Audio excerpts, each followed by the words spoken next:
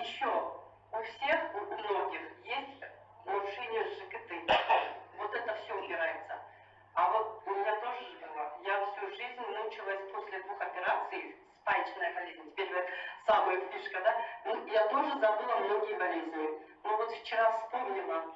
У меня после 2 операций, тоже по женским, большая операция, и удален желчный пузырь. Представьте, у меня спазм, и половина толстой кишки плохо работала. Я ходила к врачам своим, знакомым. Может, удалите там аппендицит? Меня мучает спазмы. Я сама врач, пичкаю лекарствами, таблетками, там даже иглотерапию. Но вот это спазм не уходило. Пищеварение плохое было. Когда я начала нашу новую технологию, после того столько проблем ушли, но все равно спазм был. Дейковитин, инулин, хедровитин, потом инулин.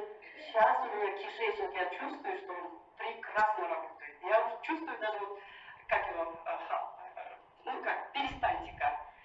Улучшилась, как часы работает. Я вообще в восторге, у меня улучшилось зрение, у меня куда-то уходит, стройнее, всегда энергичная. Вот новые технологии еще лучше, еще круче работают, чем старые.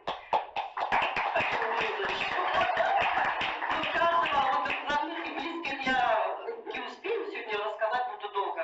Вот у мужа, он очень сильно храпел. Есть мужчина такие или жены? Храп есть? Мучает вас или у кого-то? Вот сильный храп его, с другой комнаты дети даже не могли встать. Вот девочки смеются мои. У него, не знаю, от какого продукта он кушает. Один раз омега кушал, потом инулин мы с ним делили. Храп ушел. Он тихо спит сейчас. Мы все рады. И даже внуки